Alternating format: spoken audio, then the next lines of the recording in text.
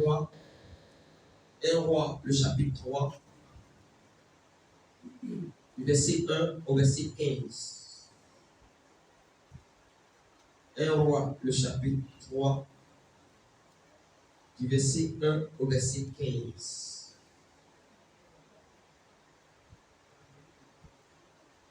Rodrigue va signaler sa présence avec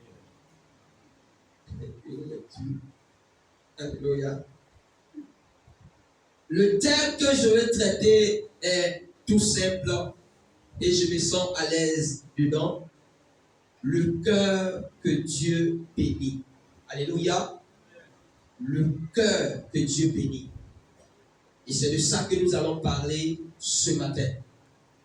Donc on va prendre 1 Roi, le chapitre 3, verset 1 à 15. Je vais lire en même temps que lui. Donc quand lui lit à haute intelligible voix avec un micro, moi aussi je vais lire et le Seigneur nous sera favorable pour que chacun de nous comprenne une portion de la révélation de ce matin. Allons-y. Amen. Je lis la parole de Dieu. Oui. 1 Roi 3, le verset 1 jusqu'au verset 15. Oui. Salomon s'allia par mariage avec Pharaon. Salomon s'allia par mariage avec Pharaon, Roi d'Égypte. roi d'Égypte. Il prit pour femme la fille de Pharaon. Il prit pour femme la fille de Pharaon. Et il l'amena dans la ville de David. Et il l'amena dans la ville de David. Jusqu'à ce qu'il ait achevé Jusqu'à ce qu'il eût achevé de bâtir sa maison. La maison de l'Éternel. La maison de l'Éternel. Et le mur d'enceinte de Jérusalem. Et le mur d'enceinte de Jérusalem. Le peuple ne sacrifiait que sur les eaux. Le peuple ne sacrifiait que sur les hauts lieux. Sur les hauts lieux. Oui.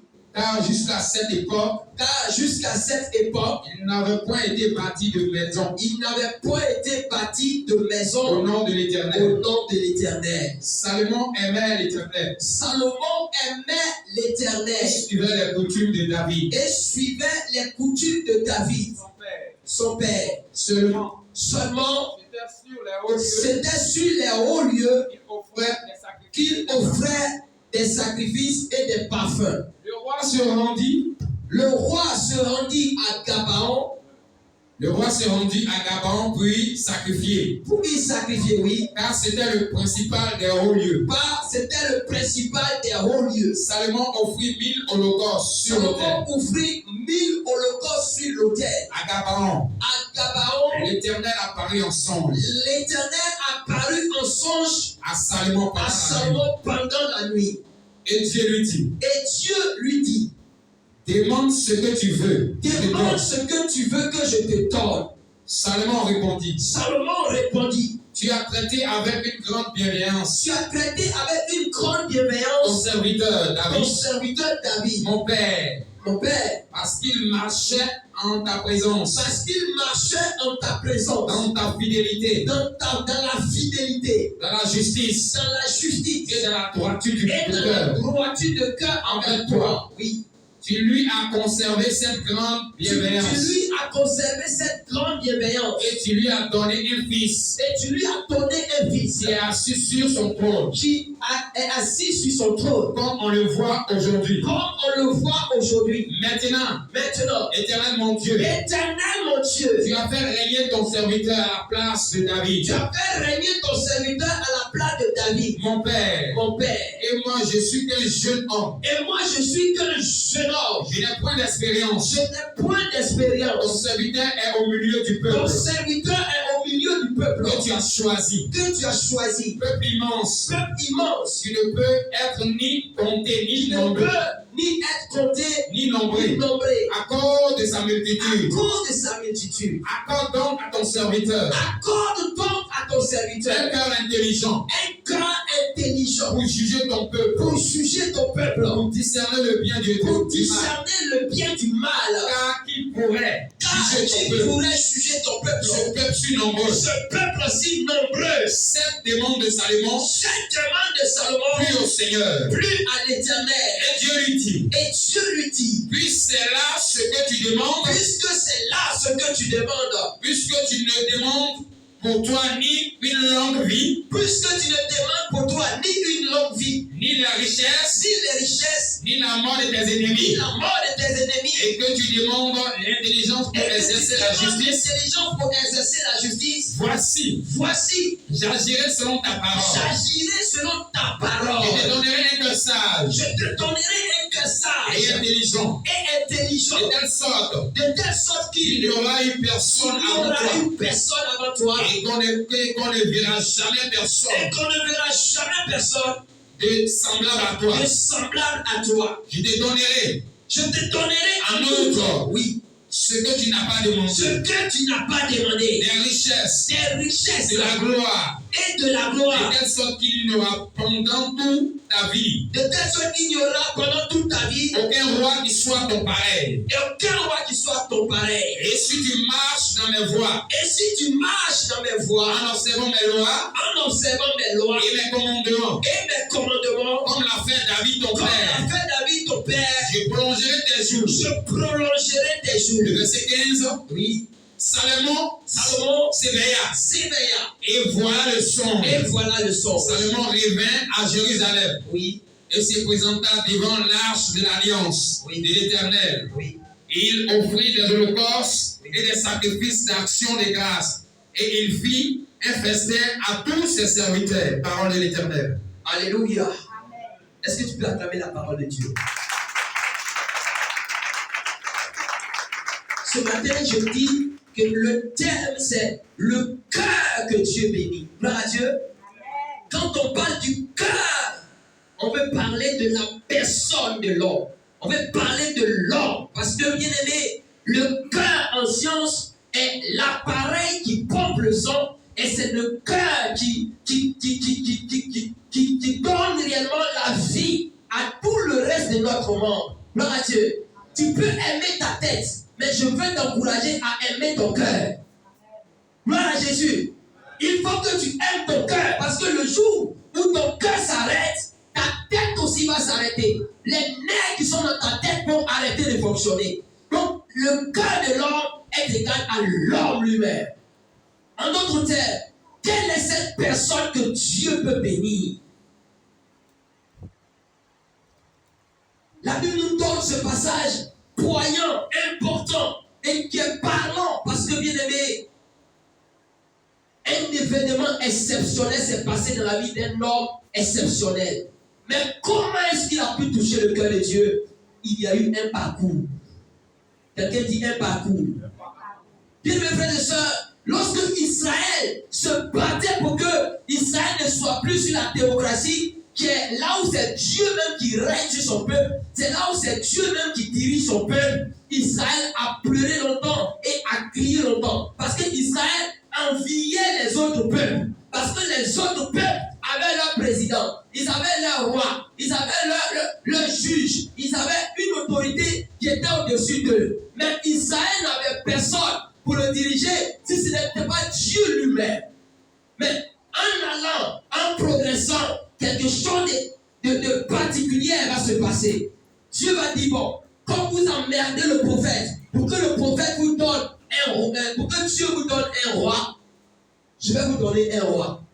La Bible dit que Dieu leur a donné un homme qui ne va pas faire le poids. Parce que quand Dieu veut te donner, parce que tu as insisté, il ne te donne pas le meilleur. Alléluia. Il te donne ce qu'il va te donner de réellement réfléchir demain. Parce que tu vas te casser la figure. Gloire à Dieu.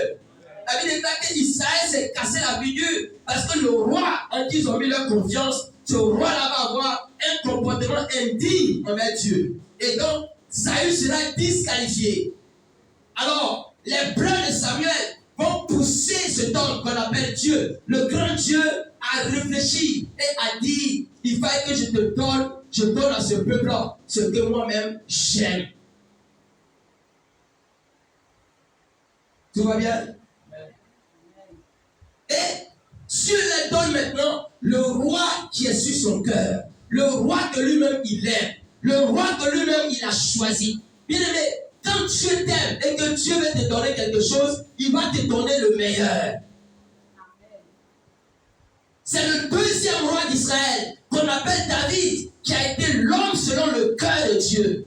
Et cet homme-là, Dieu va bénir David. Et Dieu va bénir David. Et il va commettre un péché grave.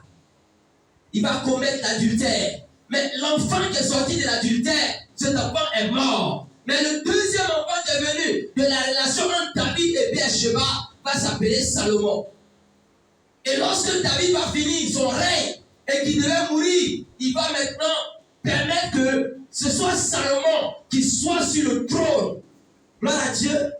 Il n'est pas facile de remplacer quelqu'un lorsque la personne a tellement bien donné un bon témoignage.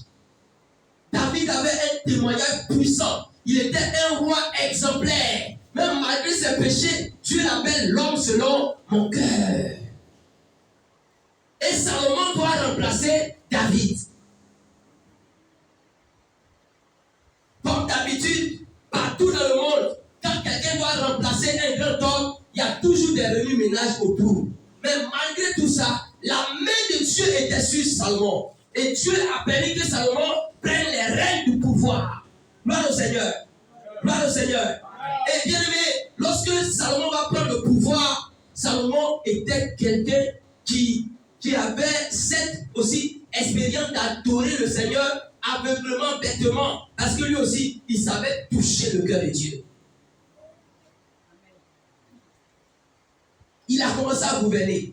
Il a commencé à diriger Israël. Il a commencé à parler au peuple. Mais quand il s'est levé, il a regardé. Il dit, mais je suis un jeune homme. Je suis un jeune homme. Je n'ai pas d'expérience. Voici que mon père m'a laissé tout ce bagage-là. Parce que David gérait bien le peuple. Mais voici que c'est moi maintenant qui vais travailler pour que le peuple soit heureux. Il est allé offrir à Dieu. Lui, quand il va offrir là, il ne calcule pas. Il ne calcule pas. Tout à l'heure, il s'est écrit 1000 peu, je crois bien. Il a offert. Il a sacrifié. Et Salomon finit de sacrifier. La Bible déclare qu'après avoir sacrifié, qu'est-ce qu'il fait? C'est écrit au verset 4. Le roi se rendit à Gabaon pour y sacrifier, car c'était le principal des hauts lieux. Salomon offrit 1000 holocaustes sur l'autel. Il a offert 1000 holocaustes sur l'autel. Et pourquoi à Gabaon? Gabaon parce que c'est le lieu le plus recommandé, le plus populaire et le plus bon où on pouvait sacrifier à Dieu. Puisqu'à l'époque, il n'y avait pas encore de temple. Donc c'est sur les hauts lieux qu'on sacrifiait, on donnait à Dieu. Et c'était Gabaon qui était représentatif. Frères et sœurs, lorsque Salomon a fini de donner à Dieu, a fini d'adorer Dieu sur les hauts lieux à Gabaon, la Bible déclare qu'il va avoir un rêve. Il y a des gens, ils s'en foutent de leurs rêves. Quand il a dormi, qu'il a vu quelque chose de bon, il pense que c'est amusement. Il dort, il voit qu'il est marié. Il y a deux cas. Soit c'est un mari de nuit, tu es marié à un esprit marin, et puis ça va te fatiguer toute ta vie. Ou bien soit c'est un bon mariage venant de Dieu, et tu dois prier pour que cela s'accomplisse. Dis Amen. Il y a des gens, ils rêvent, ils sont en train de ramasser beaucoup d'argent, des sacs d'argent. Quand ils se lèvent, ils disent, oh, ça c'est l'esprit de pauvreté. Mais non, ça peut être une bonne nouvelle pour ta vie. Mais comment est-ce que tu prends les révélations que tu reçois de la part du Seigneur? Salomon n'a pas joué avec ça. Quand il a fini d'adorer, frères et sœurs, le cœur de Dieu était touché. Le cœur de Dieu était touché. Comment un jeune homme pareil peut me défier? Parce que ce qu'il m'a donné là, franchement, le cœur de Dieu était touché par le sacrifice que le jeune roi venait de faire. Qu'est-ce qui va se passer? Salomon dort. Et la Bible dit quoi? L'Éternel apparut à Salomon dans la nuit, à Gabaon, toujours à Gabaon. Qu'est-ce que Dieu lui dit? Il dit, mais il est écrit ici, hein, je pouvais lire. Il dit ici, Au verset 5. Apparemment, l'Éternel apparut en songe à Salomon pendant la nuit et Dieu lui dit, bien-aimé, quand Dieu te parle, il faut faire attention. Il faut prendre ça au sérieux. Il faut faire ce que tu dois faire. C'est vrai, nous sommes en train de dire, si vous savez ces choses, vous êtes heureux pour vous que vous les pratiquez. Et c'est beaucoup de choses que Dieu dit pendant ces 2 mois. Et je pense que Dieu a beaucoup parlé. Alléluia. Mais à chacun d'agir en fonction de ce que Dieu dit. Mais là, Dieu lui dit, demande ce que tu veux que je te donne.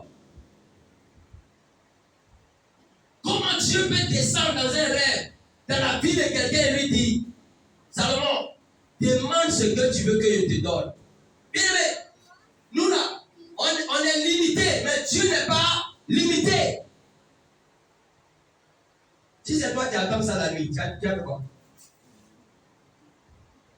C'est pour dire, Seigneur, j'ai besoin de 1 million seulement. 1 million peut pas. Alléluia! Frères et sœurs, Salomon, il a demandé quelque chose d'extraordinaire. Et regardez comment il commence. Il dit, Salomon répondit, tu as traité avec une grande bienveillance ton serviteur David, mon père, parce qu'il marchait en ta présence dans la fidélité, dans la justice et dans la droiture de cœur envers toi. Regardez le secret de David. Il a fait quoi? Il a marché quoi? Dans la présence de Dieu avec quoi? Fidélité. Quoi encore? Avec droiture. De quoi? Droiture de cœur. Il marchait en ta présence dans la droite, dans la fidélité. Combien de personnes sont aujourd'hui fidèles à Dieu? Tu es fidèle le matin, tu es infidèle le soir. Et tu dis, Seigneur, moi je suis un David de ma famille. Attention, avant de déclarer que tu es un David, parce que c'est la partie où David a dansé là, c'est ça qui vous plaît le plus. Mais il y a autre chose d'abord, avant de danser le bébé. Dis Amen. Il y a des gens qui seraient non, je suis un David. Mais comment tu es un David alors que tu n'as même pas le minimum de ce que David avait? Il marchait avec droiture, dans la fidélité. Entre nous ici, là, quand ta femme t'a trompé, là, comment tu deviens? Tu deviens désagréable. Quand ton mari t'a trompé, tu deviens désagréable. Mais quand toi tu trompes Dieu, tu n'es pas désagréable. Et tu ne veux pas que Dieu soit désagréable. Alléluia. David savait comment il touchait le cœur de Dieu. Dieu ne peut pas se lever comme... La Bible déclare que Dieu n'a ni conseiller, il n'a pas de conseiller. Dieu n'a pas de conseiller. Il est lui-même Dieu. Qu'est-ce qu'il fait? Il se lève un bon matin, il dit, David est l'homme selon mon cœur. Attends, qu'est-ce que cet homme a fait? Qu'est-ce qu'il a fait d'extraordinaire? Il était fidèle à son Dieu. Il avait un cœur droit. Aujourd'hui, il faut fendre le cœur d'un chrétien. Tu vas voir que dedans là, il y a toutes choses dans le même cœur là. Dans le cœur du chrétien d'aujourd'hui, il y a tout dedans. David était droit.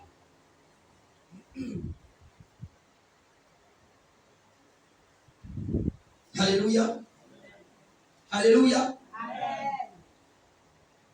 Tu lui as conservé cette grande bienveillance et tu lui as donné un fils qui est assis sur son trône, comme on le voit aujourd'hui. C'est-à-dire qu'il est le remplaçant de David maintenant. Maintenant, Éternel mon Dieu, tu as fait régner ton serviteur à la place de David mon père. Et moi, je ne suis qu'un jeune homme. Salomon dit quoi? Je ne suis qu'un jeune homme. Mais comment ce jeune homme doit faire pour qu'il soit comme un cœur que Dieu peut bénir? Regardez la suite. Il dit, je ne suis qu'un jeune homme, je n'ai point d'expérience. Ton serviteur est au milieu d'un peuple que tu as choisi, peuple immense, qui ne peut être ni compté ni nombré à cause de sa multitude. Israël était très nombreux. Le peuple était nombreux. Le peuple, on ne peut pas les calculer. Ils étaient comme des sauterelles. Ils étaient comme des mouches partout. Ils étaient comme des abeilles. Ils étaient partout. Israël était nombreux. Et c'est lui, ce jeune homme-là, qui doit diriger ce peuple. Comme quelqu'un pouvait le dire, notre pasteur, il est trop jeune. Voilà un ici. C'est un qui est dans la Bible, et c'est on est en train de parler ce matin. Gloire à Dieu. Gloire à Dieu. Regardez maintenant ce que Salomon dit. Il dit, accorde donc, le verset 9, nous lisons ça ensemble.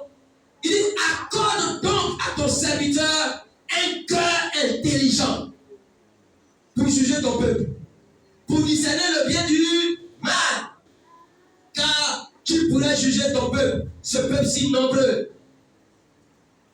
Est-ce que vous voyez? Le grand Dieu demande à Salomon, demande-moi ce que tu veux. Demande-moi ce que tu veux. Regardez ce que Salomon demande. Est-ce que vous avez vu ce que Salomon a demandé? Mon président, il a demandé quoi?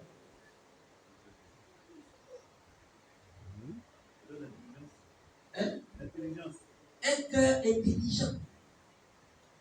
Alléluia. Voilà le cœur que Dieu bénit.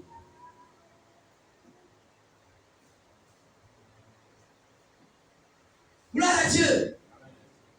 Le grand Dieu descend dans son rêve et lui dit, demande-moi ce que tu veux. Il n'a pas demandé jet privé.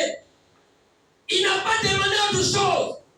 Il dit, Seigneur, alors ce que j'ai besoin, ce n'est pas l'argent. J'ai besoin d'un cœur sage. C'est pas choquant ça?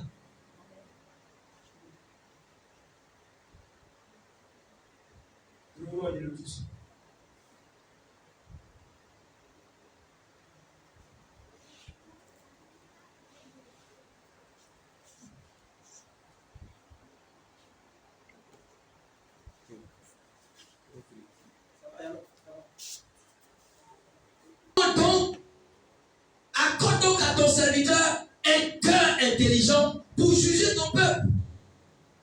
Le verset 10 dit quoi? Oh. Est-ce que vous voyez Dieu? Dieu est choqué.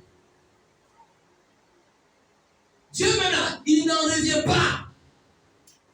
Il dit, attends, qui est ce tort? Qui est ce tort? Mon Dieu, je descends pour qu'il me demande des merveilles. Mais lui, il ne me demande rien. Il demande que l'intelligence. Il demande seulement que la sagesse. La Bible dit, cette demande de Salomon plut à l'Éternel. Toi, quand tu tapes sur ton épaule, madame, qu'est-ce que vous voulez? Non, actuellement, yeah. Attends. Moi-même, je dis quoi même? Gloire à Dieu. Salomon a été spontané. Il a agi en même temps. Il dit, donne-moi l'intelligence. Israël que je dois gérer là. Israël, c'est ton peuple. Israël, c'est ton armée. Israël, c'est toi-même ton chouchou, toi Dieu. Tu les as choisis. Ce que j'ai besoin, pour ne pas que j'ai honte demain là, j'ai besoin de l'intelligence et de la sagesse.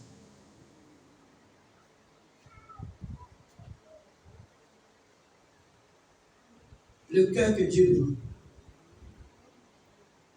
Vous allez voir la réponse de Dieu.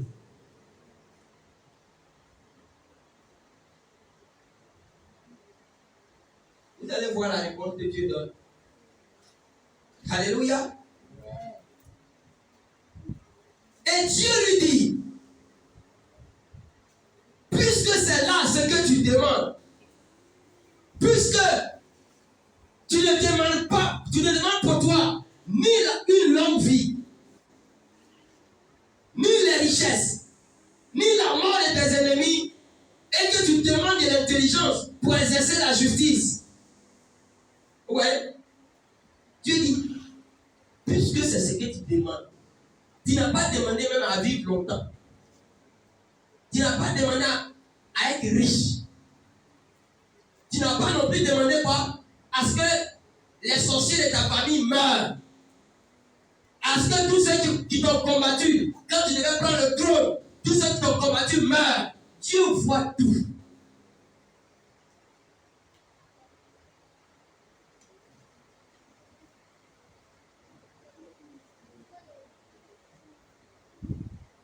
Voici, j'agirai selon ta prière. J'agirai selon ta parole. Je te donnerai un cœur sage et intelligent, de telle sorte qu'il n'y aura eu personne avant toi, qu'on ne verra personne après toi aussi, qui est comme toi. Voici d'où est partie la sagesse que Salomon a eue. Dieu dit, à cause de ta petite prière là, je te rends sage pour toute l'éternité. Il n'y a pas quelqu'un qui sera sage. Avant toi-même, il n'y a pas quelqu'un qui a été sage. Et après toi, il n'y aura personne de pareil à toi. C'est pas fini, hein? Il dit quoi au verset 13? Je te donnerai en outre. Est-ce que vous comprenez le français en outre? Je te donnerai en plus aussi en bonus. Quoi? Ce que tu n'as pas demandé. Je te donnerai en bonus ce que tu n'as pas demandé. Normalement, quand Dieu lui a posé la question, il savait que le commun des mortels là, c'est la richesse et la gloire que les gens aiment demander. Mais malheureusement, Salomon n'a pas demandé ça. Il dit, je te donne en outre ce que tu n'as pas demandé. Qu'est-ce qu'il n'a pas demandé? Des richesses et de la gloire. Encore, de telle sorte que quoi? Avant toi et après toi, il y aura quelqu'un qui soit comment? Plus prospère comme tu le seras. C'est clair? Est-ce que c'est clair? Mais regardez au verset 14. Quelle est la condition? Dieu a fini, hein? Il lui donne la sagesse, mais il lui donne encore la richesse et la gloire. Mais regardez ce qu'il dit encore. Et si tu marches dans mes voies, en observant mes lois et mes commandements, comme l'a fait David, ton père, je prolongerai tes jours.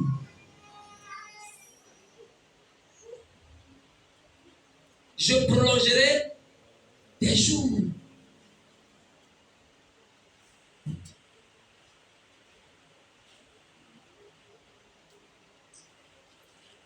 Le cœur que Dieu bénit.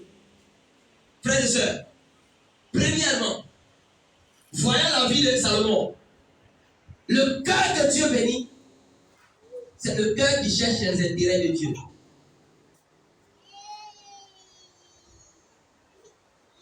Alléluia. Alléluia.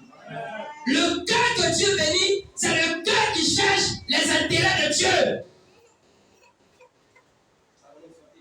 Dieu bénit, c'est le cœur qui s'intéresse aux intérêts de Dieu. Parce que Dieu voit que Salomon ne cherche pas ce qu'il y a pour sa famille. Salomon ne cherche pas ce qui va bénir ses frères. Mais Salomon cherche quelque chose pour diriger le peuple de Dieu. Vous me suivez? Ce qu'il cherche là, c'est pour diriger le peuple de Dieu.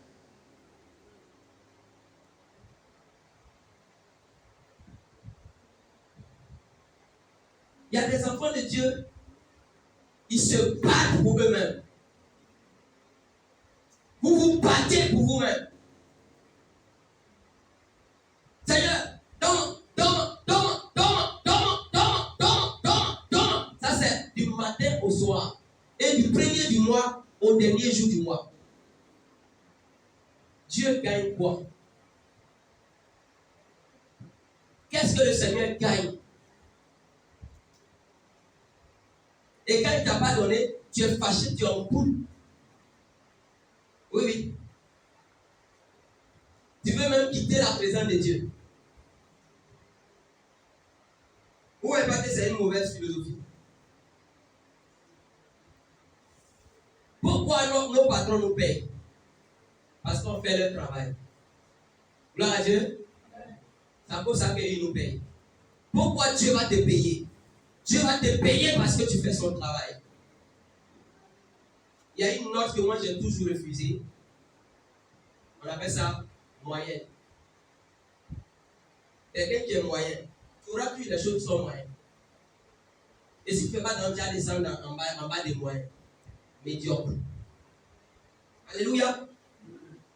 Il faut aller au-dessus de moyens.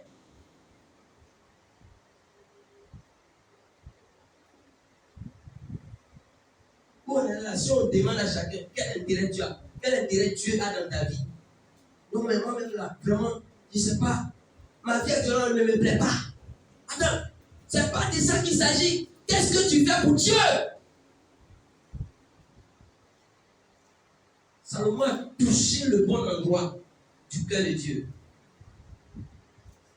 Imagine que demain lundi matin, tu sors, tu commences à évangéliser. Tu as touché le cœur de 2 frères et tu les envoies à sauver leur âme. Toi, tu penses que c'est tout le monde qui peut faire ça. Quand tu fais ce que tout le monde ne fait pas, tu rentres dans une nouvelle grâce. Dis Amen. Amen. J'ai besoin de ce retour. On était d'accord au début, non? Mais tu as les mains croisées, les pieds croisés, et tu te plains sur Dieu. Attention. Vous savez pourquoi Ézéchias n'est pas mort? Quand Ézéchias a tourné sa face vers le mur, il dit: je suis malade, mais je ne peux pas mourir. Seigneur, voici. Dieu même a envoyé son prophète. Dieu a envoyé son prophète en même temps. Le même prophète qui allait prophétiser qu'Ézéchias allait mourir. Il n'est même pas sorti de la cour. Le Saint-Esprit l'a saisi encore. Et puis il est revenu. Il dit: Ézéchias, prophétie qu'il a donnée tout de suite là. Il ne faut pas considérer ça. Dieu même dit: ta petite prière que tu as fait là, il dit: il ne faut pas donner le testament, il ne faut pas remplir le testament familial. Parce qu'il a ajouté encore 15 années sur ta vie. Amen. Gloire à Dieu. Amen. Mais tu vas taper sur la table de Dieu avec quel genre de preuve? C'est quelle preuve? Je te pose la question.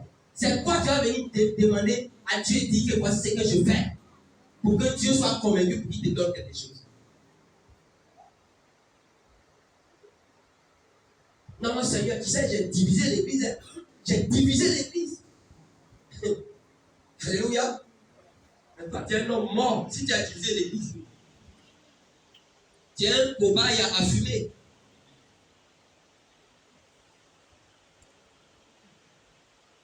Il ne faut jamais être l'auteur de celui qui va diviser une église. C'est pas bon. Ce n'est pas une preuve pour aller devant Dieu puis avoir des grâces.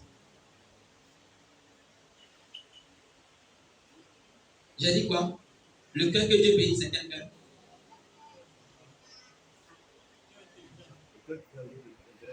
Le cœur qui travaille pour les intérêts de Dieu.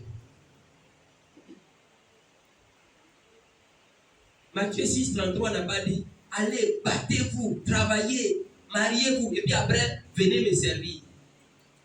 Lisez ça. Matthieu 6, 33. Jésus n'a pas dit: allez, battez-vous, enrichissez-vous, construisez des villas, des maisons. Quand vous allez finir là, venez me servir. Jésus n'a pas dit ça. Il a dit quoi? On lit bien avec conviction. Cherchez premièrement le royaume et la justice de Dieu. Et toutes ces choses vous seront données par-dessus. Cherchez premièrement le royaume et la justice de Dieu. Et toutes les autres choses vous seront données par-dessus. Ça, c'est la vraie version de l'évangile. Maintenant, c'est-à-dire que je n'ai pas encore eu mari, je n'ai pas encore eu travail, je n'ai pas encore eu l'argent, je n'ai pas encore eu ceci. Donc, Dieu là, il n'a qu'à attendre. Attention, tu es en train de renverser l'évangile. Et quand tu as perdu ce que tu as eu là, tu as venu chez qui? Répondez-moi. Quand tu as tout perdu là, tu as venu voir qui? C'est là que tu as venu te jouer les hypocrites, te mettre à genoux, ou bien vraiment venir chercher, vraiment adorer, à elle les larmes, ça veut dire que là, tes larmes coulent comme ça. On dit: qui? Le monsieur là, ou bien la soeur là, elle adore bien. Non, non, non. Tout est perdu. Tout. Gloire à Dieu. Ne faisons pas ça. Dieu d'abord. Même quand on a commencé à lire, vous avez vu quoi? La Bible dit quoi? Salomon aimait l'Éternel. C'est pas écrit. C'est écrit, non? C'est écrit au verset 3. Salomon aimait l'Éternel. Il y a des gens, ils n'aiment plus Dieu. Ils n'aiment plus Dieu. De la même manière, quand tu n'aimes plus une femme, un homme là, tu te comportes là. C'est comme ça, il y a des gens, c'est comme ça qu'ils se comportent avec Dieu. Ils ne l'aiment plus. Dieu est deuxième. Dans tous les choses là, Dieu est deuxième. Frère, les intérêts de Dieu vont faire que tu seras élevé sans t'en rendre compte. Je me fais comprendre ce matin. Je vous l'ai bien dit depuis le début de l'année. Si vous savez ces choses, vous êtes heureux pourvu que vous les pratiquiez. Ce n'est pas un thème qu'on a inventé. C'est la base de notre année.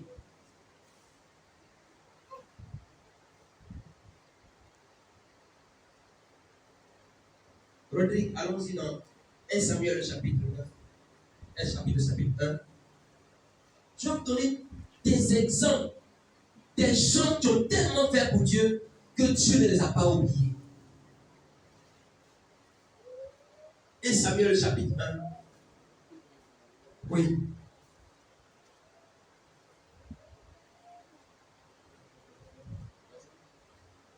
Lis à partir du verset 9.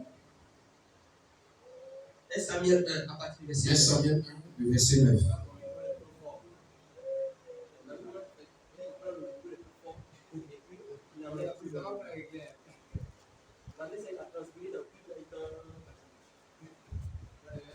Que vous ayez à cœur de rechercher les intérêts de Dieu. Ça c'est un. Regardez l'histoire de Anne. Allons-y. 1 Samuel 9 à 18. 9 à 18. Anne se leva après que l'on eut mangé et bu à Silo. Oui. Le sacrificateur Élie était assis sur un siège. Oui. Après l'un des poteaux du temple de l'Éternel. Oui. Et l'amertume dans l'âme, elle pria l'Éternel et versa des pleurs. Oui. Elle fit un vœu en disant: Écoutez bien, écoutez. Oui. Éternel des armées, Oui. si tu daignes regarder l'affliction de ta servante, Oui. si tu te souviens de moi, Oui. et n'oublie point ta servante, Oui. et si tu donnes à ta servante un enfant mâle, Oui. je le consacrerai à l'Éternel pour tous les jours de sa vie. Oui. Et le rasoir ne passera point sur sa tête. Amen.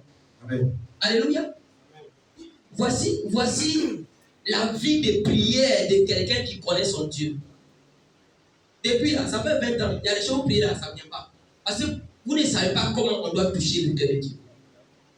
Anne, à chaque année, elle partait à Silo. Parce qu'elle était stérile. Mais elle va pour demander un enfant.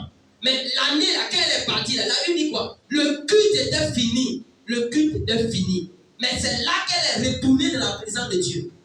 Elle est retournée. Elle s'est mise dans une position de prière qui n'était pas comme d'habitude. Et là, elle a ajouté à sa prière un vœu. Alléluia. Et le vœu là, il ne dit pas que si tu me donnes un enfant, je vais encore beaucoup aimer Elkanah mon mari. Non. Il dit si tu me donnes un enfant mâle, je te le donne. Je te le reconsacre. Je te donne cet enfant mâle là qui va te servir toute sa vie. Dieu a son intérêt dedans, mais Dieu n'a pas son intérêt dedans. Hein? Répondez-moi. Il a son intérêt dedans. Frères et sœurs, quand elle a fini là, lis la suite. Comme elle restait longtemps en prière devant l'Éternel. Comme elle restait longtemps en prière devant l'Éternel. Élie observa sa Le bouche. pasteur Élie, il observait la bouche. Anne parlait dans son cœur. Anne parlait dans son cœur. Et ne faisait que remuer les Ne lèvres. faisait que remuer son problème. Elle avait un fardeau important. Il y a des gens ici, votre vie même là, votre propre sujet de prière là, ça ne vous intéresse pas. C'est le pasteur même qui charge ça plus que vous. Mais on l'entendait point. Prière là, ça ne t'intéresse pas à toi-même. Le pasteur est plus stressé, est plus dans la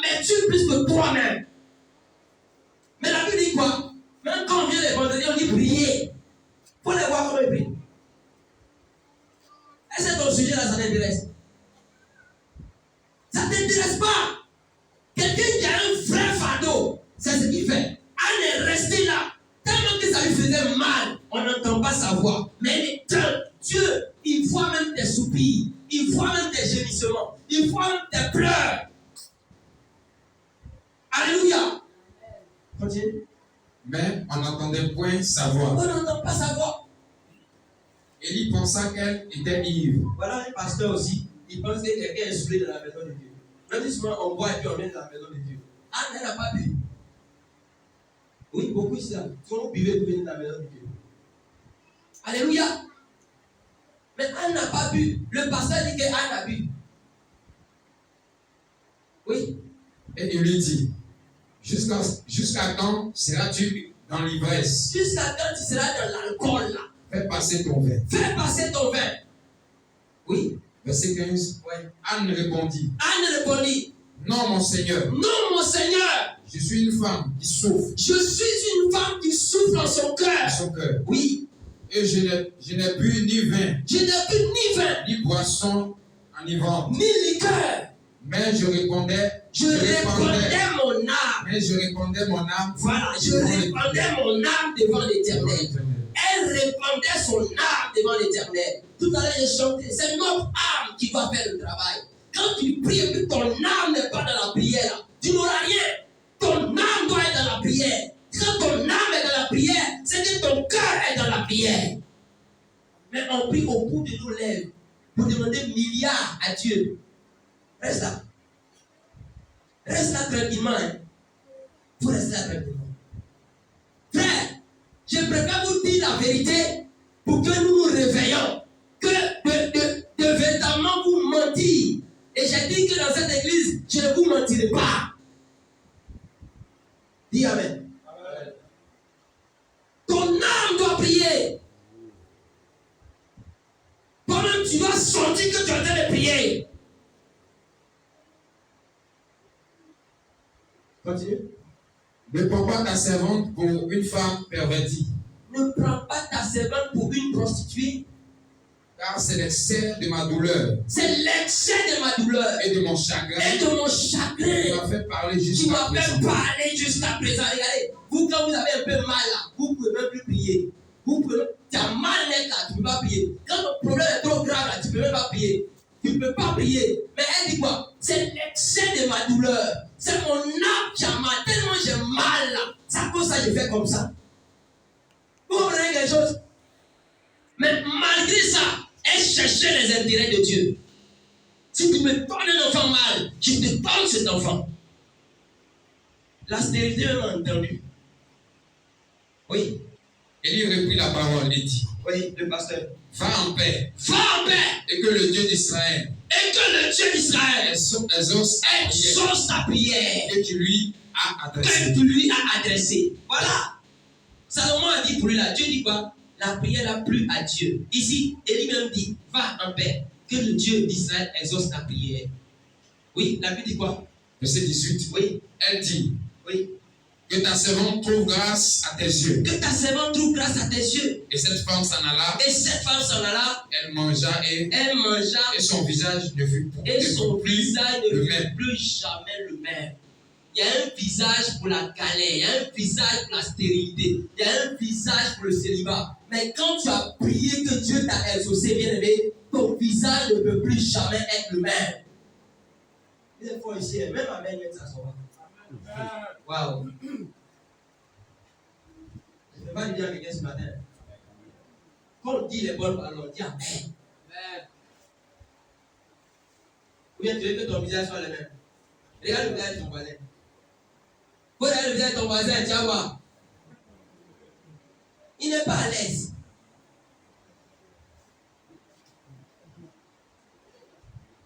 C'est chaud, là. Alléluia. Anne cherchait les intérêts de Dieu. Normalement, à l'église, c'est comme à l'ambassade. Même si on te poursuit avec Kalachnikov, quand tu arrives au portail de l'ambassade, tu attends seulement qu'on ouvre la porte. S'ils ont ouvert la porte de l'ambassade, là, tu peux commencer à dire Alléluia, Hosanna, gloire à Dieu, plus haut des cieux. Parce que plus personne ne peut te toucher. Normalement, à l'église, c'est ça. Quel que soit ton bagage, quand tu arrives devant la belle vitrée ici, et puis ton pied foule ici, là, tu laisses tout ça là. Parce que tu vas retourner à la maison requinqué. Normalement. Mais on va changer son bagage. On va venir dans la présence de Dieu. On y prie. Il dit non. Et après, il reprend sa tristesse. Et puis il sort. Franchement, il sort à la maison. Frère, j'ai ma part à faire. Dieu a sa part à faire. Mais toi-même, tu as ta part à faire. Faut dire amen. Amen.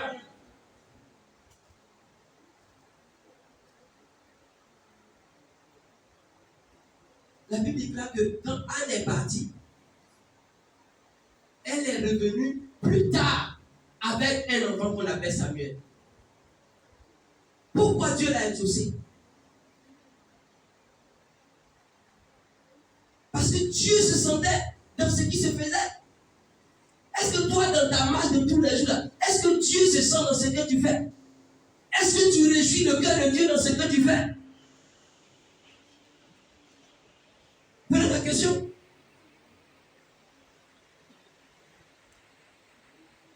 Lisez Samuel chapitre 3, verset 1, et puis verset 19 à 21.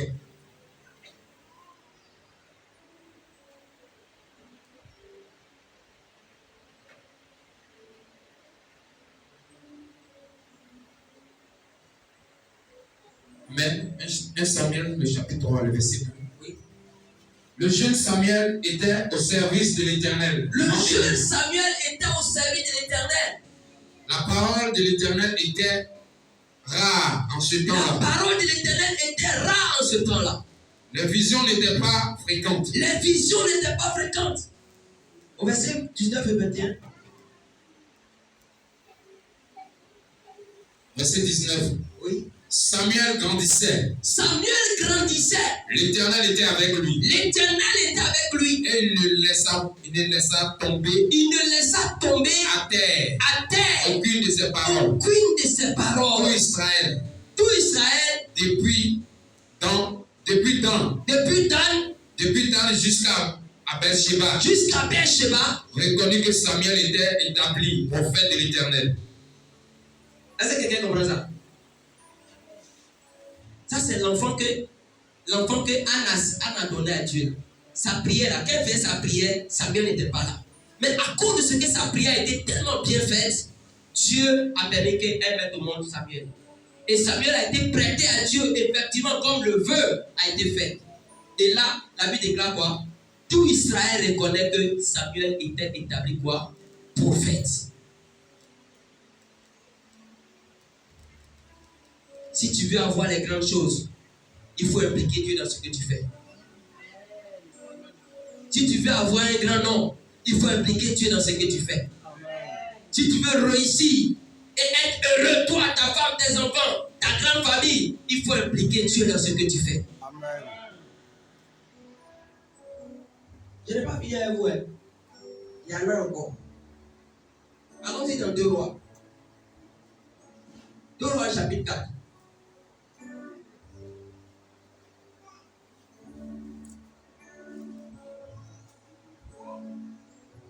Chapitre 4. Lis le verset 8 au verset 17. 2 Rois chapitre 4, le verset 8 au verset 17. Un jour, Élisée passait par Sunem. Un jour, Élisée passait par Sunem. Il y avait là une femme. Il y avait là une femme de distinction. Une femme de distinction.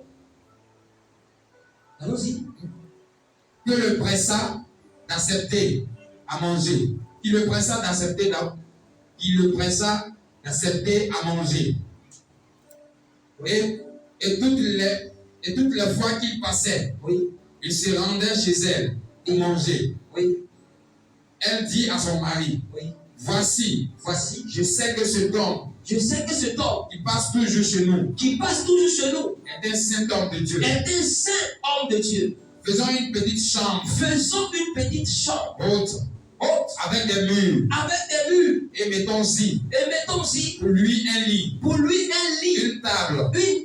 Un siège. Et un chandelier. Afin qu'il s'y retire. Quand il viendra chez nous. Je continue. Jusqu'au verset 17. Oui. Élisée étant revenu à Sunem. se retira dans la chambre se haute retira dans la chambre haute et il coucha. et il coucha. Il dit à Géasi, son serviteur, appelle cette Sunamite. Géasi l'appela. Et elle se présenta devant Élisée. Et Élisée dit à Géasi, dis-lui, voici, tu nous as montré tout cet empressement. Que peut-on faire pour toi? Faut-il parler pour toi au roi? Au chef de l'armée? Le général, oui. Elle répondit, j'habite au milieu de mon peuple. Et il dit, que faire pour elle? Géasi répondit, oui. mais elle n'a point de fils. Et son mari est vieux. Et il dit, appelle-la. Oui. Géasi l'appela. Et elle se présenta devant. Oui. Élisée lui dit, à cette même époque, l'année prochaine, tu embrasseras un fils.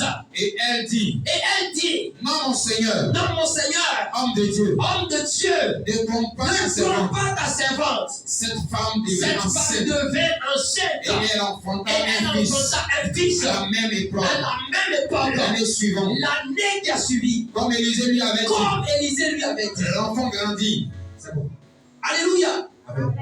Est-ce que vous voyez, quand Dieu a son intérêt dans ta vie, tu réussis à tous les coups. Cette femme, on l'a appelée la Sunamite. Parce qu'elle habite à Sunem. Et Sunem était un lieu d'évangélisation du prophète Élisée. Mais un bon matin, quelque chose s'est passé dans la tête de la femme. Elle dit à son mari, il est temps qu'on fasse un coin de repos, de retraite spirituelle pour le prophète qui vient ici. Parce que nous avons regardé, c'est un bon pasteur, c'est un bon prophète, c'est un bon homme de Dieu. Son mari n'a pas trouvé d'opposition à cela. Ils ont mis tout ce qu'il fallait à la disposition de l'homme de Dieu. Et chaque fois qu'Élisée venait à Sunem, Élisée résidait chez eux. Un bon matin, le prophète dit, attention, j'ai un sentiment comme si Dieu veut faire quelque chose pour cette femme. Dieu veut faire quelque chose pour ce couple. Il a dit, appelle la femme. Le prophète dit, madame, depuis que je viens ici, là, il n'y a personne qui m'a considéré comme tu l'as fait. Tu m'as logé. Maintenant, quand je viens, je ne mange pas dehors. Je mange dans une famille. Qu'est-ce qu'on peut faire pour toi?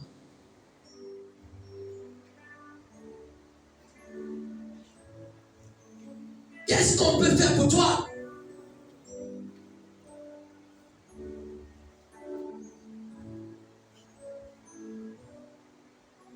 Quand un homme de Dieu est content, c'est Dieu qui est content.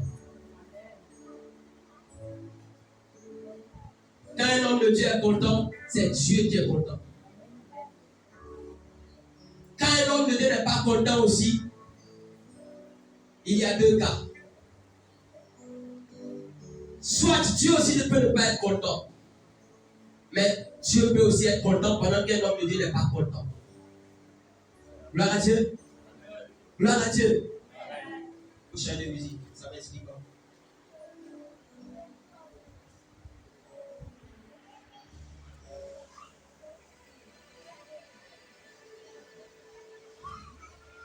Regardez ce que la conversation que l'homme de Dieu a eue avec tu connais bien mes chants. On va me fatiguer la tête. Elle dit à son mari, voici, je sais que cet homme qui passe toujours chez nous est un saint homme de Dieu. Faisons une petite chambre haute avec des murs et mettons-y pour lui un lit, une table, un siège et un chandelier afin qu'il s'y retire quand tu viendras chez nous. Élisée étant revenu à Sunem se retira dans la chambre haute et il coucha. Il dit à Géasi, son serviteur, appelle cette Sunamite. Géasi l'appela et elle se présenta devant lui. Et Élisée dit à Géasi, dis-lui, voici, tu nous as montré que tout cet empressement, que peut-on faire pour toi?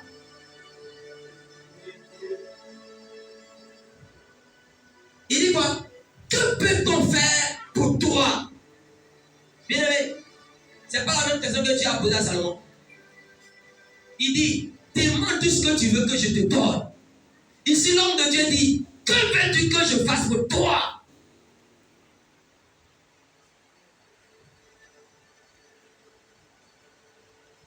Et regardez la réponse de la femme. Faut-il parler pour toi au roi ou au chef de l'armée? Ça veut dire que les prophètes, les hommes de Dieu d'avant, ils avaient des relations. Ça veut dire qu'il peut parler au roi. Et puis le roi va faire quelque chose pour toi. Il peut parler au général de l'armée. Et puis le général va faire quelque chose pour toi. Elle répondit, j'habite au milieu de mon peuple. Elle me dit simplement qu'elle n'a besoin de rien. Elle n'a besoin de rien. Mais regardez. Et il dit, que faire pour elle? Bien aimé, le prophète était dérangé. Le prophète était dérangé. Il insiste. La femme dit, je n'ai pas besoin. Mais qu'est-ce qu'on peut faire pour elle? Il y a des actions quand tu poses dans la vie d'un homme de Dieu. Vraiment, même quand tu le fais ou tu ne le veux pas, la pluie va descendre dans ta vie. Non, la pluie va descendre dans ta vie.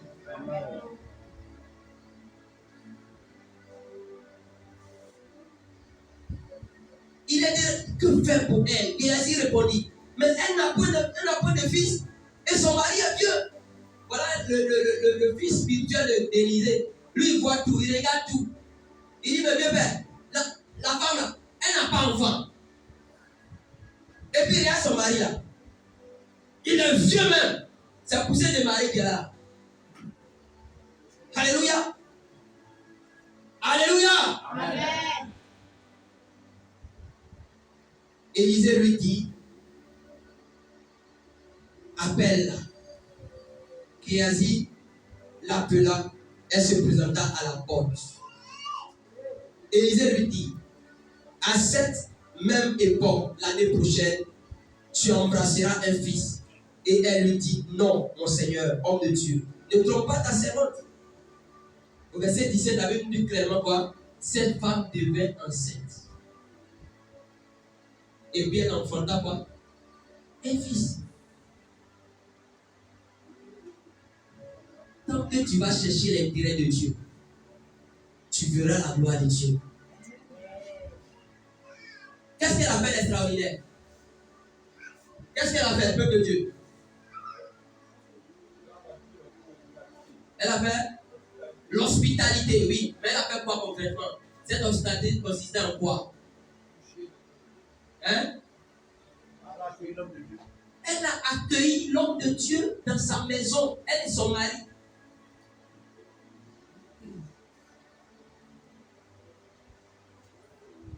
Mais Dieu est au ciel. Nous sommes sur la terre. Mes frères et sœurs, Dieu nous voit. Il nous voit. Il y a des gens qui sont très méchants envers les hommes de Dieu. Très. Tu ne sais pas que c'est ton âme même qui est là comme ça. Tu veux rouler âme, il ne faut pas réfléchir, il faut bénir un homme de Dieu. En d'autres termes, je vais dire quoi? Tu veux réussir, il ne faut pas réfléchir.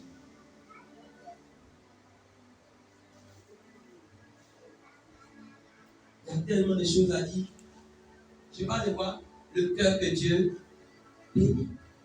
Dieu ne bénit pas tout le monde. Regardez le cœur de la femme. Dans tout village là, c'est elle qui a compris que le pasteur là, vraiment, si on ne fait rien pour lui là, la poussière va le tuer. Quand il vient là, il est livré à lui-même tout le temps. Parce qu'elle a ouvert son cœur. Le miracle est venu en même temps. L'enfant qui n'existait pas, il y a un bébé qui a commencé à pleurer dans la maison. Frère, qu'est-ce que toi tu fais? Hein, soeur?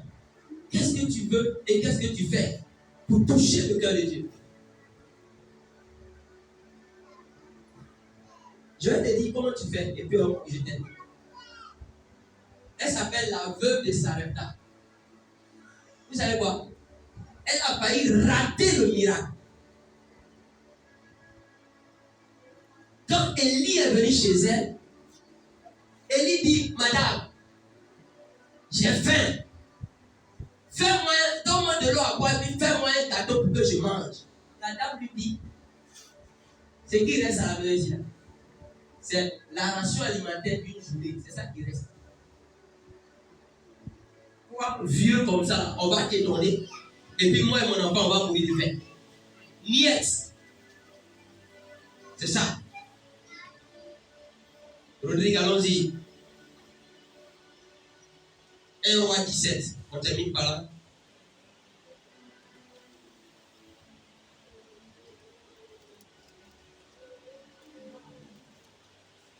Un roi 17, le verset 8 à 16.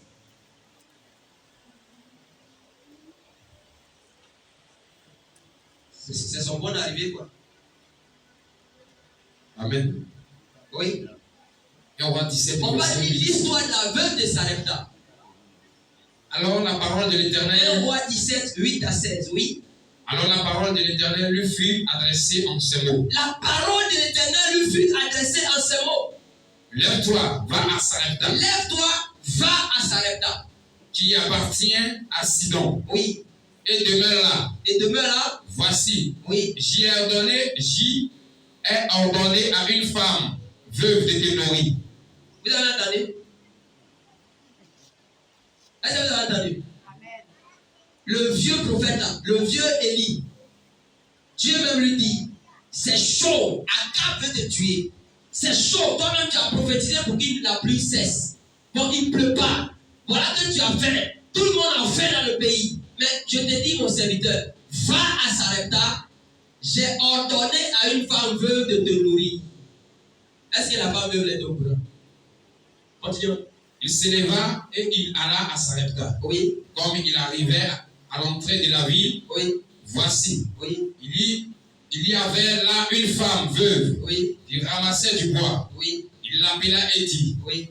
Va me chercher, oui. Je te prie, un peu d'eau oui. dans un vase afin que je boive. Stop. C'est Élie même qui a prié pour que la pluie ne tombe pas. Mais frères et sœurs, il ne gagne plus à boire. Mais il dit à la dame, il faut me trouver un peu d'eau dans un vase, je vais boire. Lui, il a la révélation qu'il est la source de bénédiction de cette famille. Mais est-ce que la famille là, c'est ça? Voilà souvent ce qui fait que les gens souffrent. Élie est venu comme quelqu'un qui doit bénir une famille. Et pas n'importe laquelle famille est. Une famille misérable. Quand on parle de veuve là, c'est qu'il n'y a plus de mari dans la maison là. Donc c'est une pauvre veuve qui doit nourrir le prophète. Allons-y. Le verset 11. Oui. Et elle alla en chercher. Et elle alla en chercher. Oui. Il l'appela de nouveau. Verset 11. Oui. Il l'appela de nouveau. Oui. Et dit. Et dit. Apporte-moi, je te prie. Apporte-moi, je te prie. Un morceau de pain. Un morceau de pain dans ta main. Oui. Et elle répondit. L'Éternel ton Dieu. Écoutez ce que la femme dit. L'Éternel ton Dieu est vivant. L'Éternel ton Dieu est vivant. Je n'ai rien de cuit. Je n'ai rien de cuit.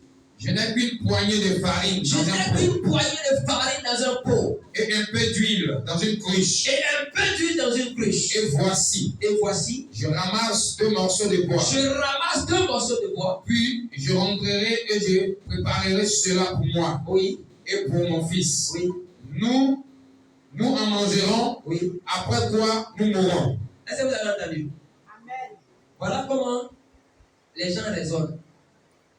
Il dit, pasteur, tu m'as demandé de l'eau, je t'ai donné un peu d'eau. Maintenant, tu me demandes gâteau. Tu me demandes gâteau. Dans le pays turc qu'on est dedans là, toi, tu me demandes gâteau. Écoute-moi bien, pasteur. Le Dieu que toi-même tu sais là, tu sais que le Dieu est vivant. Et le Dieu là même te dit que c'est chaud chez nous ici. Amen. Donc, voici ce qu'il nous reste à faire. Il nous reste un peu de nourriture seulement. On va préparer mon fils et moi, on va manger, et puis le reste du temps, c'est la mort que nous attendons. Voilà comment les chrétiens raisonnent. Il va te dire, mon salaire là, ça ne suffit pas. Si j'avais 10% dedans là, je vais faire comment pour terminer le mois? Alléluia. Alléluia. Frère, laissez-moi vous dire des vérités. Vous n'êtes pas obligé d'appliquer, hein, mais au moins j'ai dit, oui, elle ne peut pas honorer. Il faut qu'on dise. Donc, il y a des veuves de Sarepta à l'église. Non, c'est pas suffisant. C'est trop petit. Ça va, si on enlève quelque chose dedans, ça ne peut rien faire. Ça ne va même pas arriver. Je ne peux plus payer mon loyer. Frère, suivez la suite de l'histoire. Vous allez comprendre que même quand il n'y a rien, Dieu crée.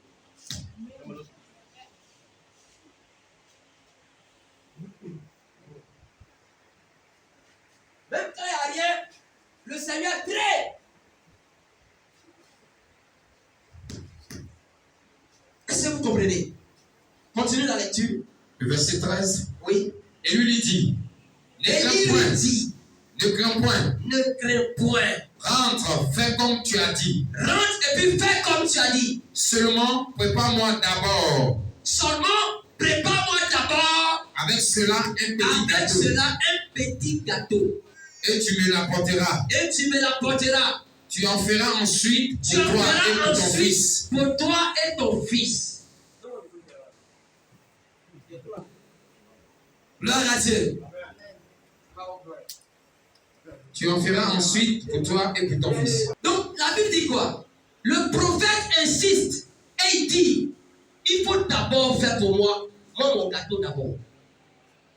Bien aimés frères et sœurs, c'est dans le temps de galère, le sac de riz a fini dedans. Ce qui reste là, c'est pour la journée et puis on ne parle plus de nourriture dans la maison. Mais l'homme de Dieu dit, fais d'abord pour que moi je mange. Quand tu as fini de faire mon gâteau, tu vas faire maintenant pour toi et puis ton enfant. N'est-ce pas? Vas-y. Verset 14. Oui. Car ainsi parle l'Éternel. Le Dieu d'Israël. Le Dieu d'Israël. La farine qui est dans le pot. Ne manquera point. Et l'huile qui est dans la cruche. Merci, c'est bon. L'huile qui est dans la cruche. C'est pas à toi, il pas la moelle. Mon frère qui règle. Et l'huile qui est. Oui. Et l'huile qui est dans la cruche. Ne diminuera point. Jusqu'au jour. Où l'Éternel fera tomber de la pluie sur la face du sol. Alléluia. Comme la dame était en train de raisonner, il prend maintenant son manteau prophétique et il dit, ainsi parle l'Éternel. La farine qui est dans le pot ne manquera point. Et l'huile qui est dans la cruche ne diminuera point. Allez, comprendre ça. Dieu avait déjà mandaté à ce que l'homme de Dieu là soit pour une source de bénédiction. Mais la dame fait comme aujourd'hui nous faisons. Ça ne suffit pas. Ça ne suffit pas. Mon messie déjà endetté. Non. C'est pas de ça qu'il s'agit. Il s'agit d'ouvrir ton esprit et de rentrer dans les choses de l'esprit. Dis amen. Lis la suite. Verset 15. On l'appelle la femme la plus heureuse de Sarepta. Tellement elle a obéi là, on l'appelle la femme la plus heureuse de Sarepta. Écoutez. Elle alla et fit selon la parole. De Élie. Et pendant longtemps. Elle eut de quoi manger. Elle et sa famille. Aussi bien qu'Élie. Aussi bien que le gros bébé qui est venu dans leur maison. Alléluia. Élie était un gros bébé dans leur maison. Ça lui, ils ont donné de l'eau d'abord. Ça lui, ils ont donné un petit gâteau d'abord. Et puis ça lui qu'on prépare et puis on donne. Et puis les autres mangent. La Bible dit quoi? Aussi longtemps, il ne pleuvait pas. Mais à Sarepta, la dame en question et son enfant et le prophète Élie, eux là, ils prenaient le petit déjeuner. Ils prenaient le déjeuner. Voilà, nous dit dîner. Et puis le soir, ils prenaient le dîner. Et puis à 16h, ils prenaient quoi? Le goûter. Alléluia. Bien aimé, celui qui obéit à Dieu, il va faire petit déjeuner, il va faire déjeuner, il va faire dîner, il va faire goûter, il va même faire pour 22 heures. Mon Dieu est capable. Gloire à Dieu. La Bible dit aussi longtemps, tellement ils ont obéi à Dieu, ils ont rejoint la Sunamite en étant l'homme de Dieu, et même là, ils ont vu la gloire de Dieu. C'était impensable, mais ça a été possible. Termine. Verset 16. La farine qui était dans le pot ne manqua point, et l'huile qui était dans la cruche ne diminua point, selon la parole que l'Éternel avait prononcée par Élie. Vous avez entendu? Est-ce que vous avez entendu? Amen. Ça n'a pas manqué. Donc, les raisonnements qui disent non, comme mon salaire ne suffit pas, il n'y a pas de dîme dedans. Tu mens. Tu mens. Depuis que tu fais comme ça, est-ce que tu t'en sors?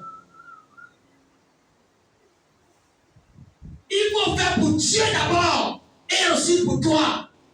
Frère, tu viens mettre un verre sous un robinet qui est fermé. Tu attends quoi? Tu attends du vent ou bien tu attends de l'eau? Hein? Il attend quoi? Il attend un miracle. C'est mirage. Alléluia! Quand tu mets Dieu à l'écart, le robinet est fermé. Donc quand tu vas venir mettre ton gobelet là, c'est le vent qui va rentrer dedans.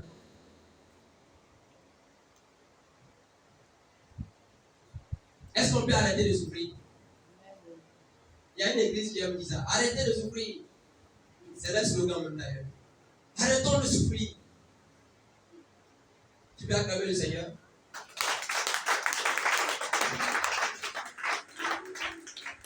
Oh, bien-aimés frères et sœurs, la veuve de Sarepta voulait faire comme lui voulait, comme elle voulait.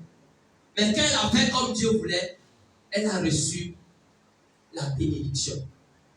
Le cœur que Dieu bénit, c'est le cœur qui pense aux autres. Tu penses à toi seul, ça ne peut pas aller.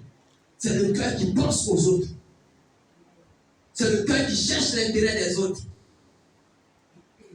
Lorsque Dorcas est morte, vous avez bien remarqué que tout le monde a pleuré. Parce que Dorcas servait les autres. On l'appelle Tabitha. Mais son nom, le nom c'est Dorcas. Tabitha est morte. Tout le monde pleure. Mais tellement elle est bonne, elle a un bon cœur. Et qu'elle servait les autres, Dieu a donné une révélation pour que Pierre vienne et ressuscite Tabitha. On a besoin de calculer aussi les autres. Le cœur que Dieu bénit, c'est le cœur qui sert les autres. C'est le cœur qui pense aux autres. C'est le cœur qui cherche les intérêts de Dieu.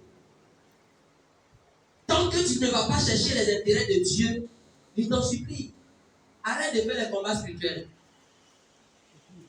Oui, le feu. Oui, le feu. Mais tu as fait le feu là, mais il y a des petites clés là. Quand il y a ça, tu ne fais pas le feu tout le temps. Jésus est Seigneur. Amen. Est-ce que quelqu'un m'a compris? Amen. Mets la main droite sur ton cœur.